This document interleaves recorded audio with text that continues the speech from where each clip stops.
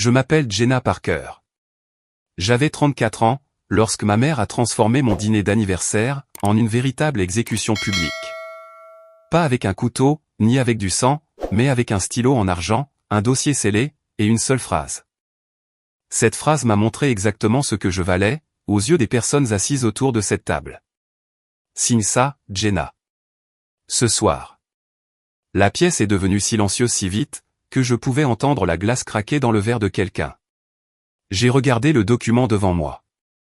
Il était épais, de nature juridique, et déjà marqué par de petits onglets jaunes, là où ma signature devait être apposée. Je n'avais pas eu le droit de le lire. Je n'avais pas eu le droit de poser des questions. On s'attendait simplement à ce que j'obéisse, que je souris, et que je prétende que c'était de l'amour. Qu'est-ce que c'est, ai-je demandé.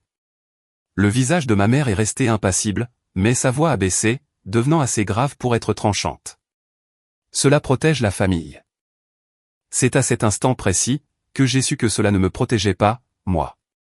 J'ai tendu la main vers la première page, mais elle a claqué sa paume dessus. Pas assez fort pour me faire un bleu, juste assez pour m'humilier, devant tout le monde.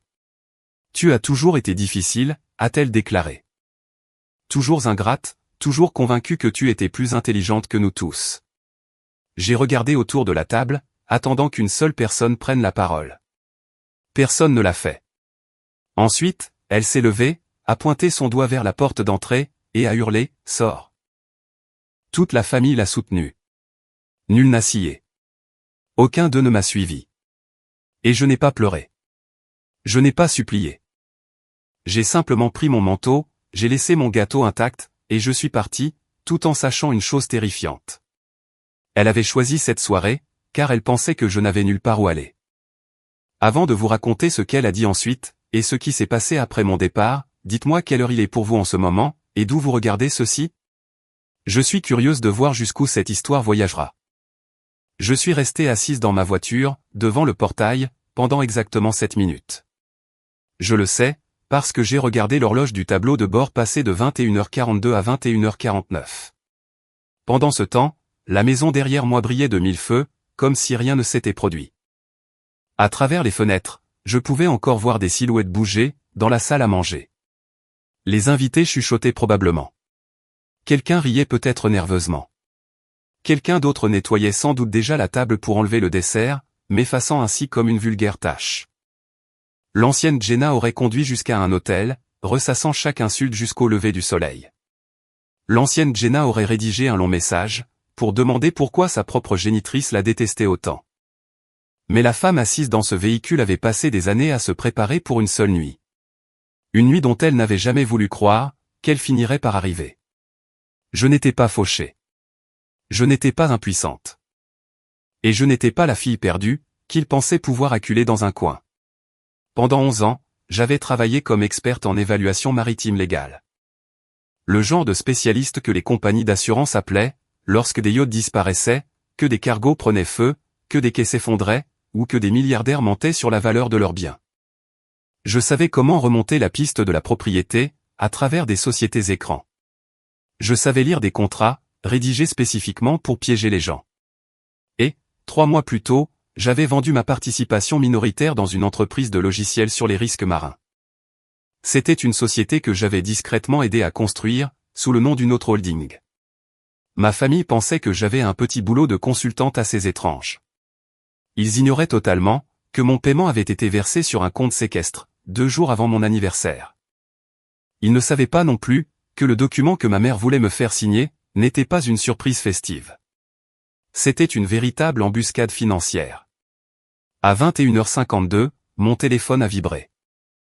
Il s'agissait d'un email de l'avocat chargé de la conclusion de la vente, pour le domaine de l'île de Ravenwick. C'est une île privée au large des côtes du Maine, abritant un château en pierre, construit par un magnate du transport maritime dans les années 1920. Je l'avais visité 6 semaines auparavant, sous le profil d'une acheteuse anonyme, en partie comme investissement, et en partie comme un défi personnel. Le domaine avait été mis en vente à 94 millions, puis réduit à 87, après l'échec d'une offre étrangère. J'avais mené des négociations acharnées, financé des inspections, et gardé l'accord secret. Je voulais un seul endroit au monde, qui n'ait jamais appartenu à ma mère. Le courriel disait « Fonds vérifiés ». Le vendeur effectuera le transfert final demain, à 8h30. J'ai relu cette phrase à 3 reprises. Ensuite, j'ai ri un bon coup. Pas parce que c'était drôle, mais parce que le timing semblait presque cruel. Ma mère venait de me jeter hors d'une maison, où chaque mur me rappelait que j'étais indésirable. Le lendemain matin, je serais propriétaire d'un château insulaire, entièrement payé.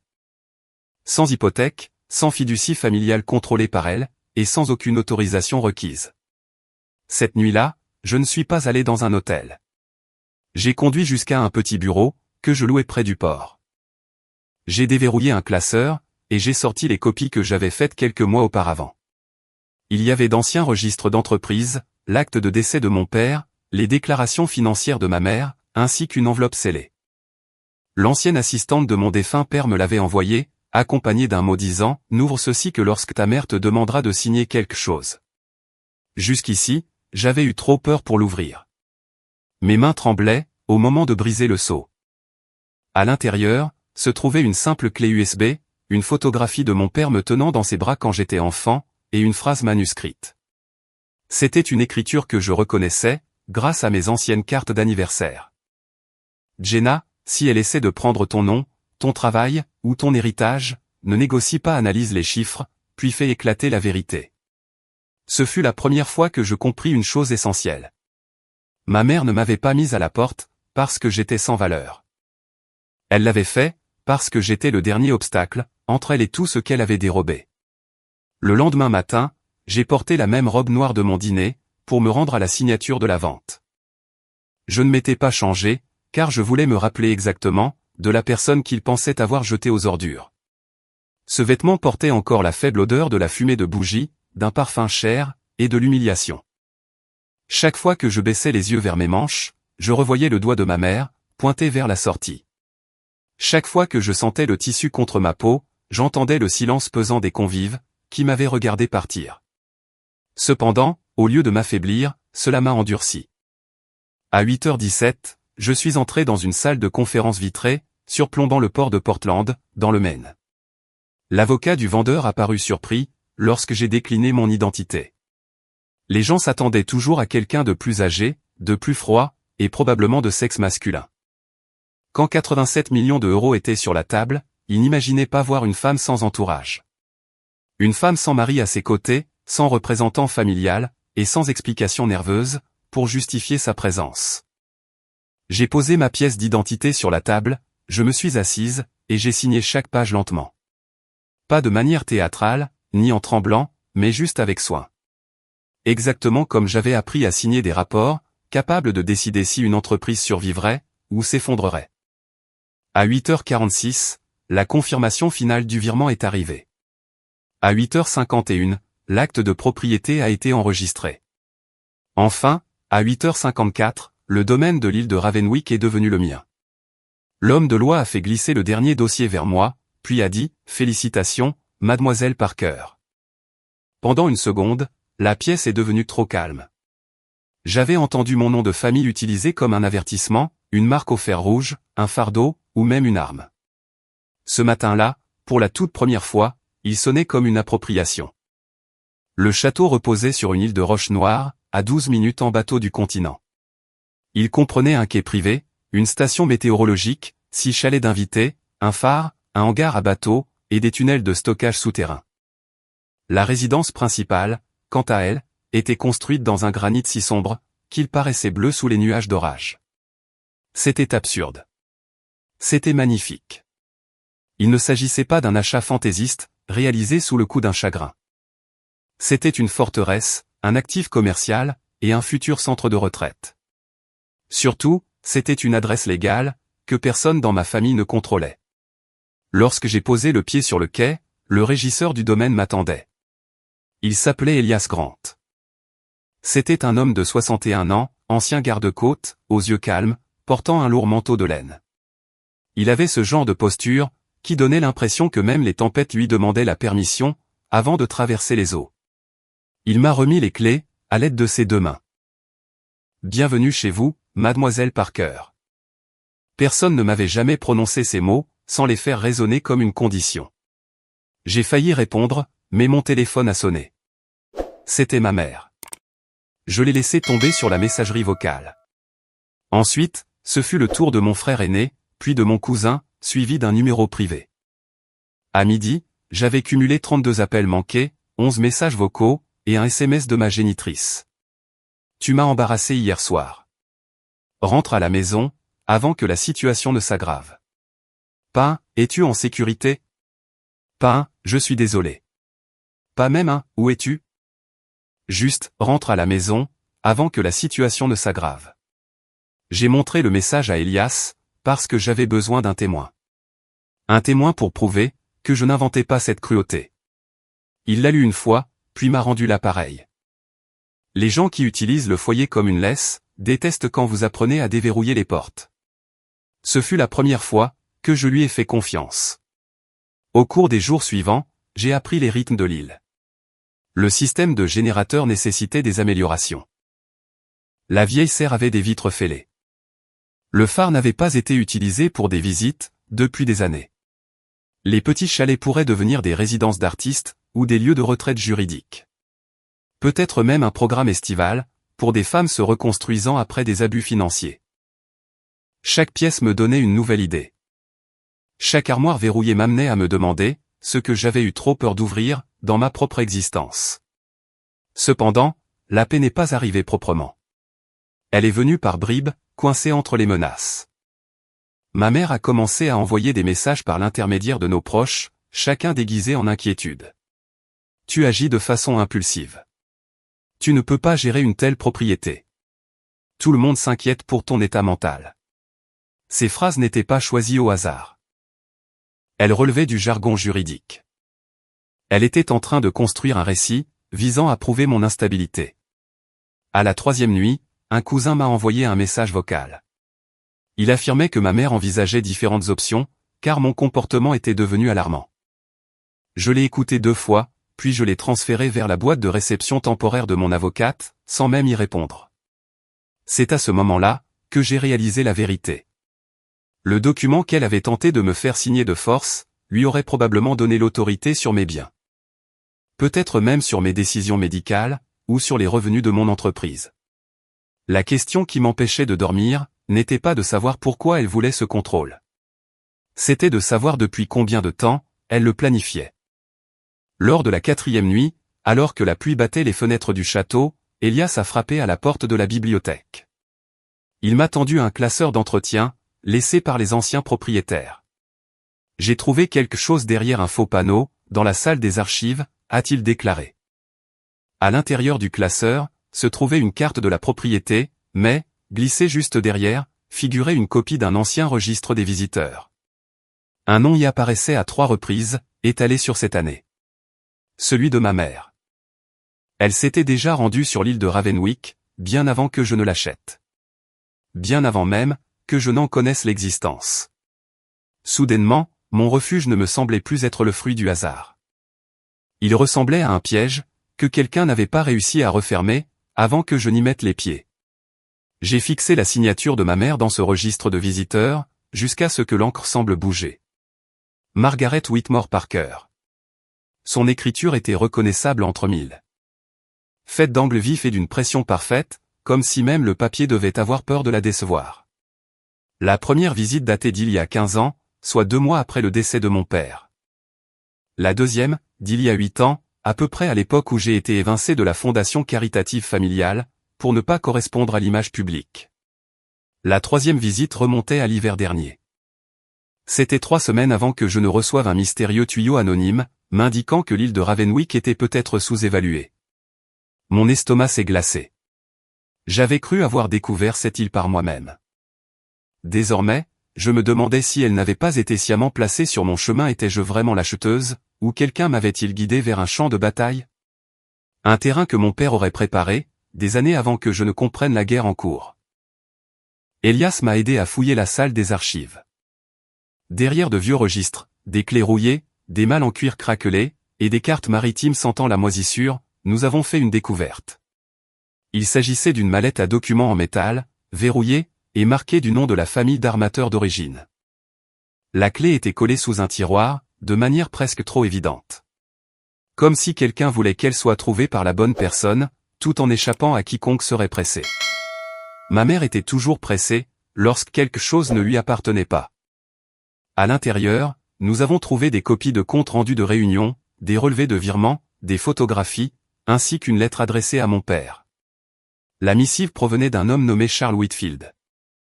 C'était un avocat spécialisé en succession, qui avait représenté plusieurs vieilles familles de la Nouvelle-Angleterre.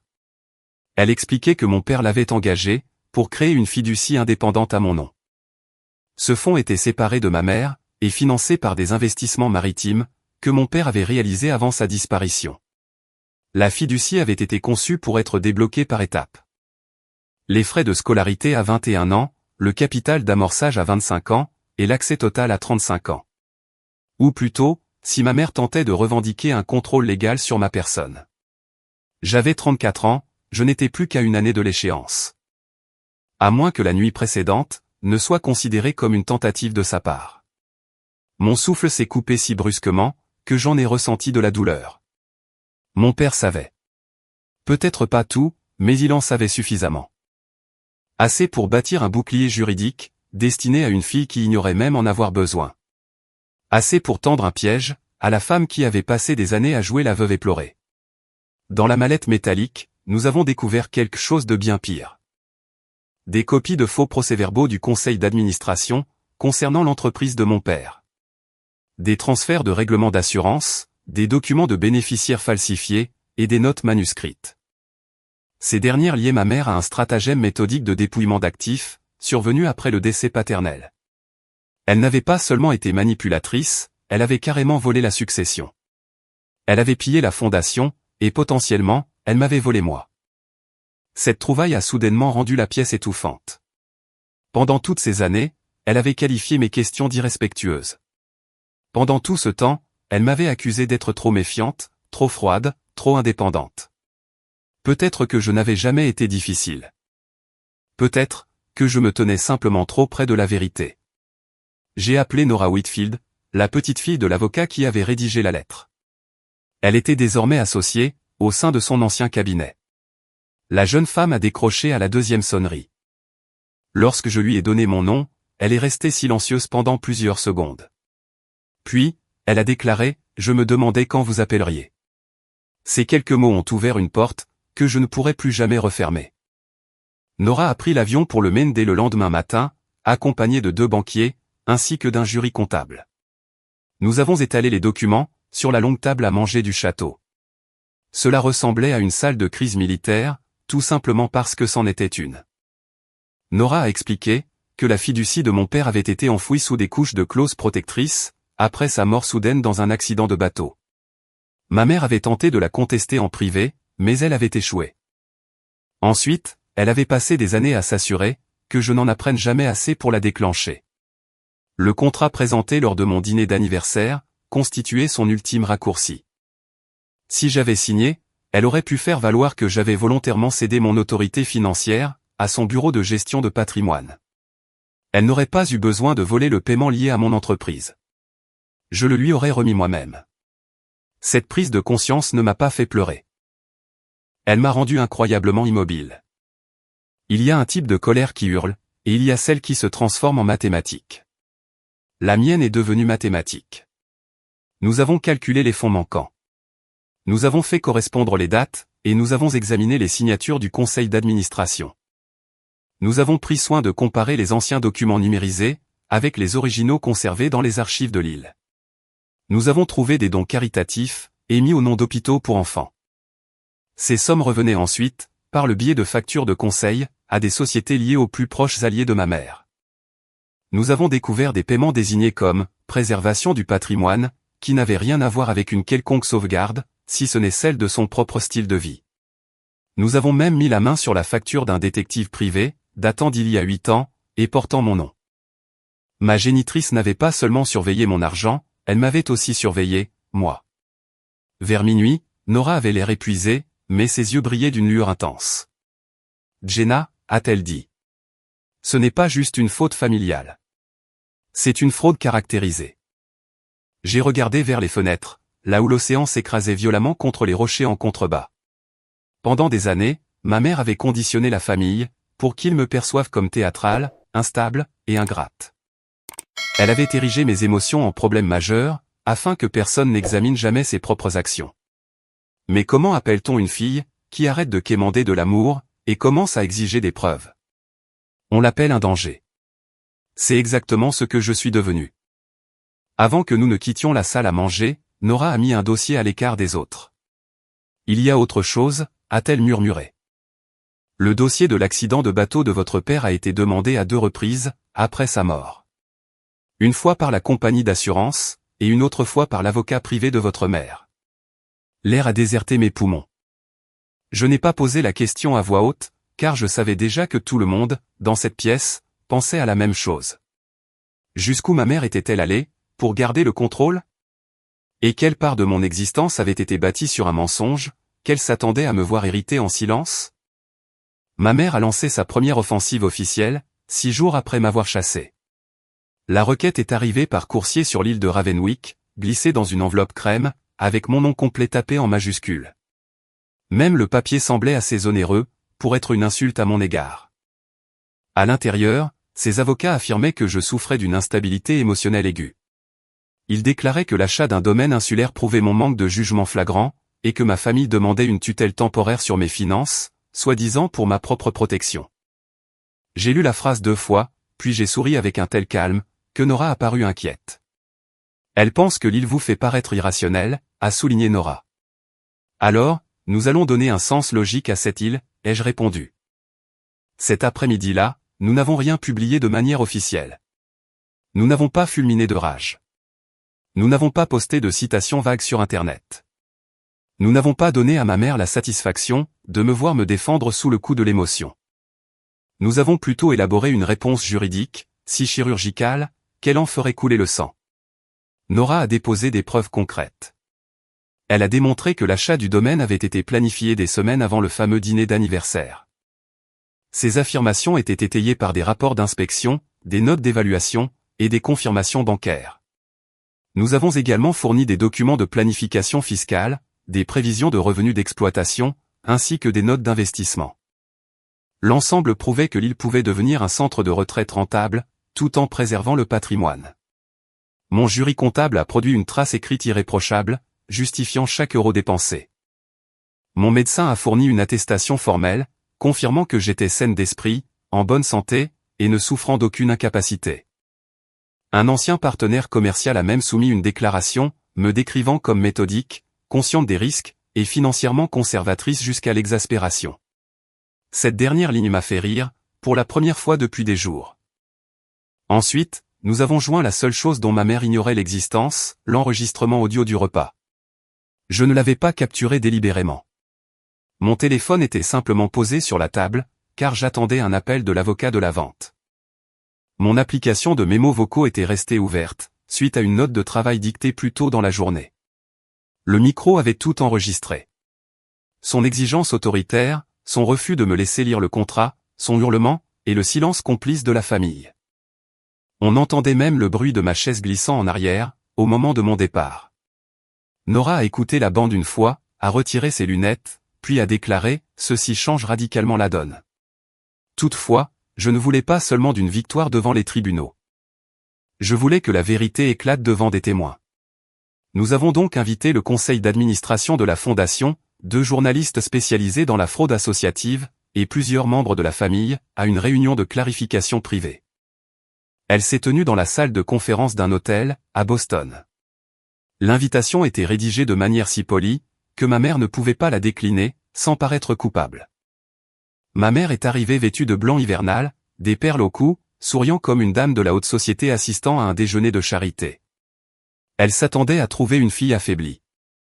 Au lieu de cela, elle a découvert des écrans de projection, d'épais classeurs, des avocats, des auditeurs, et moi. Je me tenais debout, à l'avant de la pièce, habillé d'un tailleur bleu marine. Pour la première fois de mon existence, je ne me suis pas senti petite à ses côtés. Je n'ai plus ressenti le poids d'être son enfant décevante. Je me sentais comme un témoin, appelé à la barre par la vérité elle-même.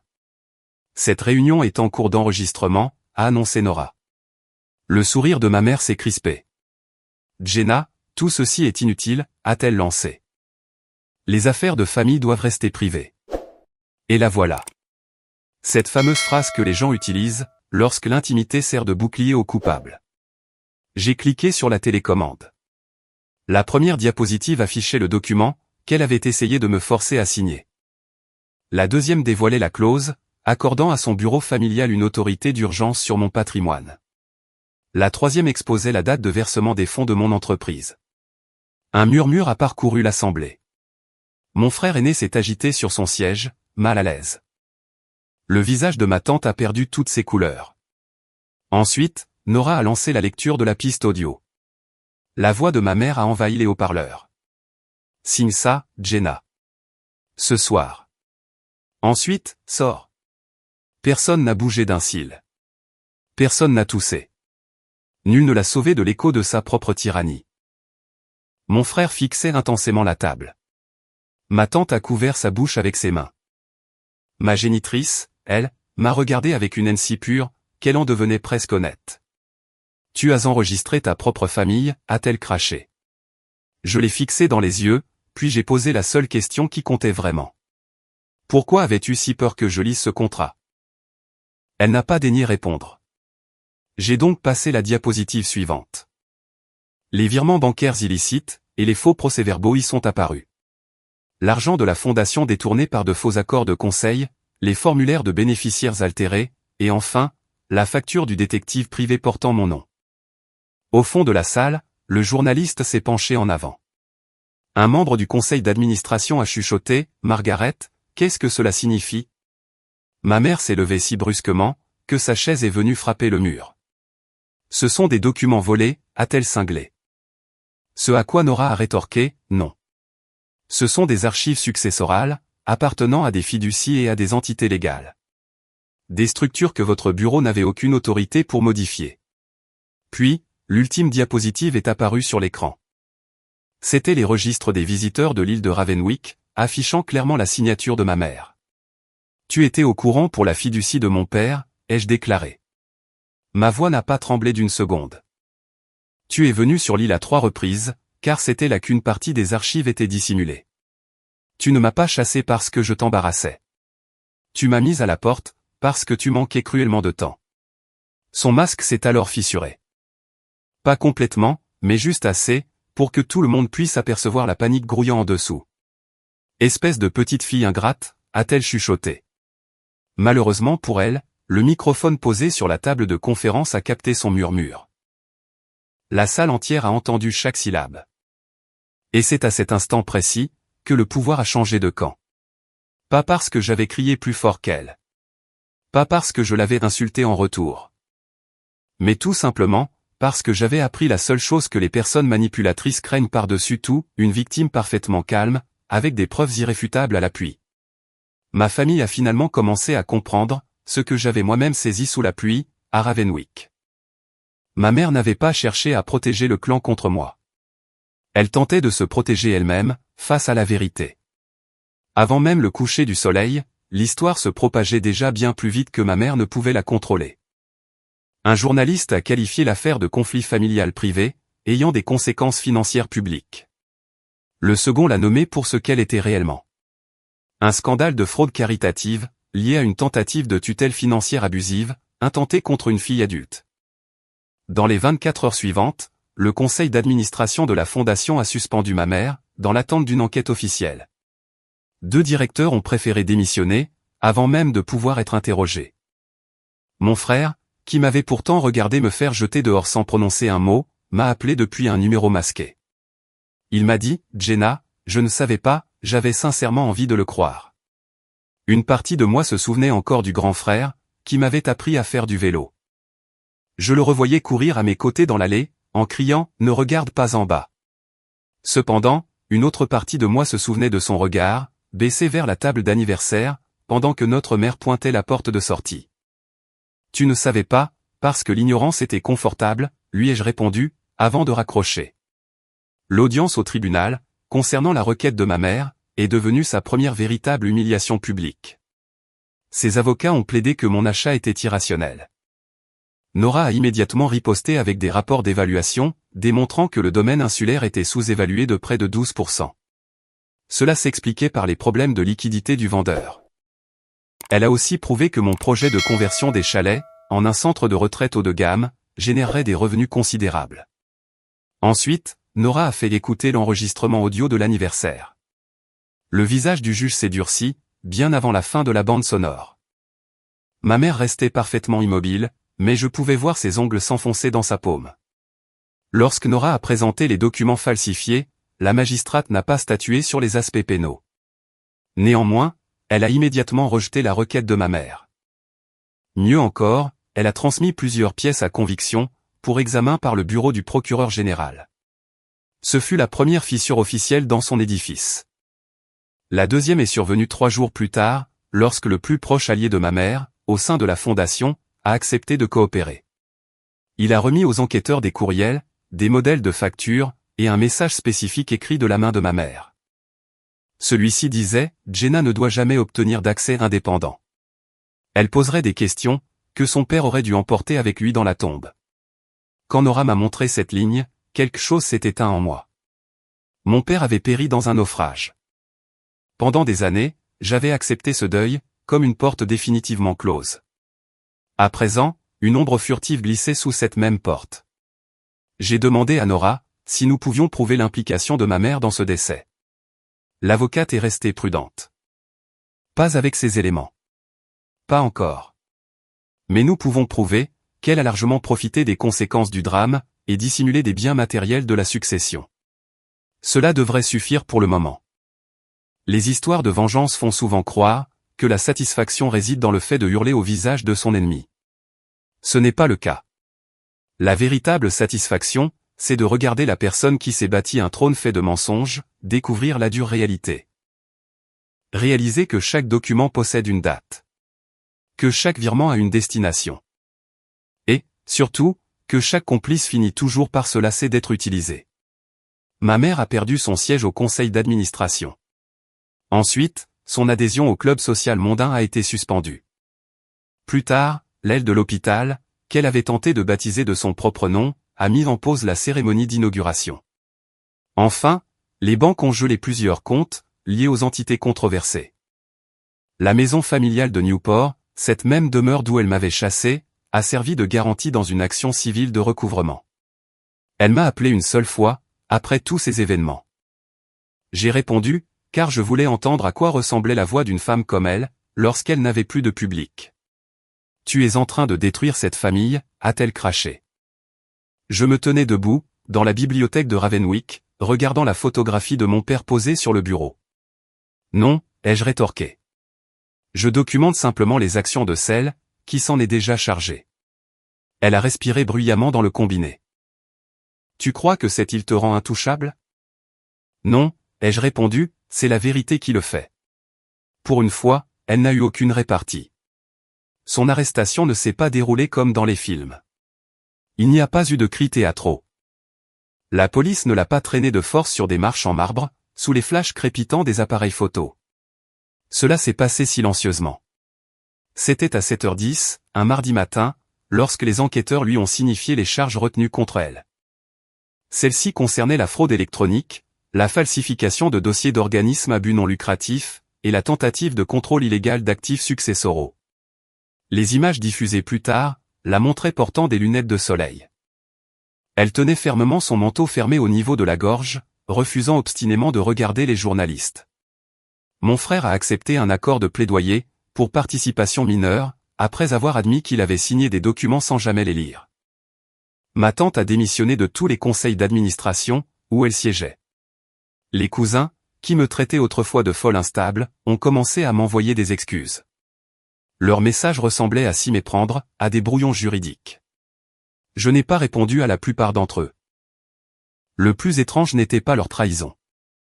C'était plutôt la rapidité avec laquelle ils imploraient mon pardon, une fois que la loyauté envers ma mère était devenue trop coûteuse. 6 mois après le terrible « sort » hurlé par ma mère, je me tenais dans le phare rénové de l'île de Ravenwick. De là-haut, je regardais 24 femmes arriver par ferry. Elles venaient assister à la première retraite, organisée par le Fonds de rétablissement indépendant Parker. J'avais choisi le nom de Parker, non pas pour honorer ma mère. Pas même entièrement pour rendre hommage à mon père. Je l'avais fait pour la version de moi-même, qui avait survécu à ce patronyme, assez longtemps pour en redéfinir le sens. Ce fonds proposait une éducation juridique, des ateliers d'alphabétisation financière, et des formations de planification d'urgence. Il offrait également des salles calmes, où ces femmes pouvaient dire tout haut, ce que leur famille les avait entraînées à cacher. Certaines avaient été sous la coupe d'un conjoint. D'autres sous celle de leurs parents. D'autres encore, contrôlées par des enfants adultes, qui utilisaient l'héritage comme une arme de chantage. Aucune d'entre elles n'avait besoin d'un château pour être libre. Mais le temps d'un week-end, elles ont pu se tenir à l'intérieur d'une véritable forteresse. Un endroit idéal pour se rappeler que les portes verrouillées finissent toujours par s'ouvrir.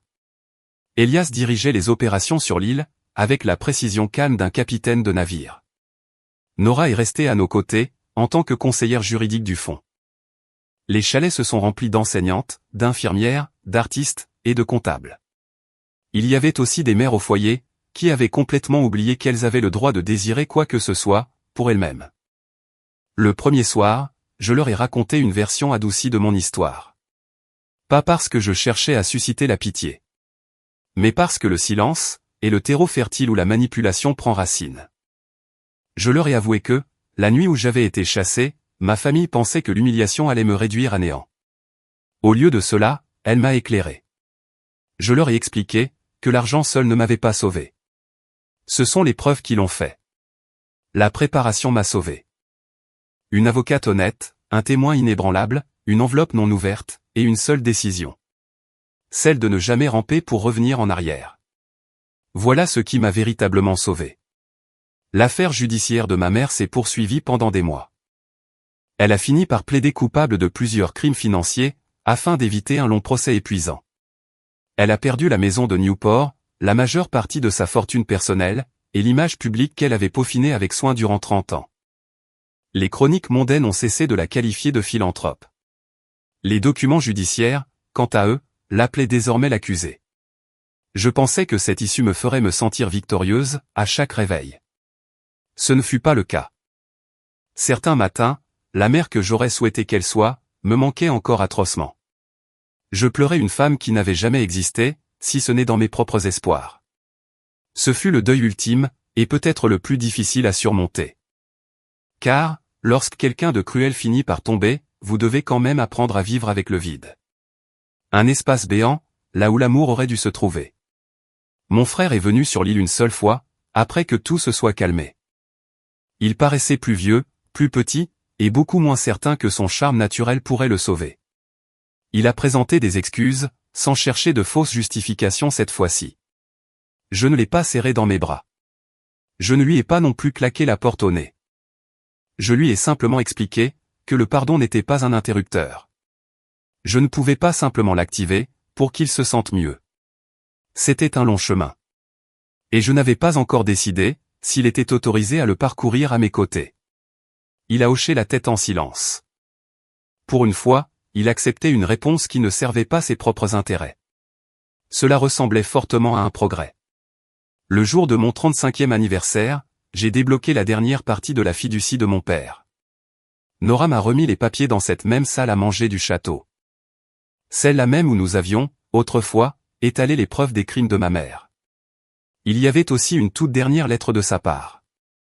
Elle était courte. Jenna, je ne peux pas choisir ta vie à ta place. Je peux seulement te léguer des outils. Fais confiance à ton esprit. Protège ton nom de famille. Construis un endroit sûr. Mais s'il te plaît, ne deviens pas de pierre, pour survivre à la pierre. J'ai relu cette phrase d'innombrables fois. Ne deviens pas de pierre, pour survivre à la pierre. Alors, j'ai écouté son conseil. J'ai transformé Ravenwick en un lieu avec des portes ouvertes, des limites soigneusement définies, et des archives que personne ne pourrait jamais réécrire en secret. J'ai conservé la robe de ce fameux anniversaire, dans une vitrine en verre au sein de mon bureau. Non pas parce que je vénère la souffrance, mais parce que je respecte profondément l'épreuve. Chaque fois que quelqu'un me demandait pourquoi une femme achèterait un domaine insulaire à 87 millions, le lendemain d'avoir été jetée à la rue par sa propre mère, je donnais d'abord une réponse simple. Parce que je le pouvais. Ensuite, je leur livrai la véritable raison. Parce que, parfois, la porte à travers laquelle on vous jette violemment, devient une frontière libératrice. C'est la limite exacte entre la vie qu'ils contrôlaient autrefois, et celle qu'ils ne pourront plus jamais effleurer. Et si vous écoutez ceci, tout en étant piégé à une table où tout le monde s'attend à ce que vous cédiez votre voix par écrit, souvenez-vous d'une chose. La famille ne se prouve pas par les liens du sang, par un nom, par des photos de vacances, ou par des personnes qui applaudissent quand quelqu'un de puissant vous humilie. La famille se prouve par la protection et par la vérité. Elle se prouve par le courage de rester à vos côtés, alors même que le silence serait tellement plus facile. Ma mère a hurlé, « Sors », parce qu'elle croyait fermement que l'exil était une punition. Elle n'aurait jamais pu imaginer, un seul instant, que cet exil deviendrait mon plus bel héritage.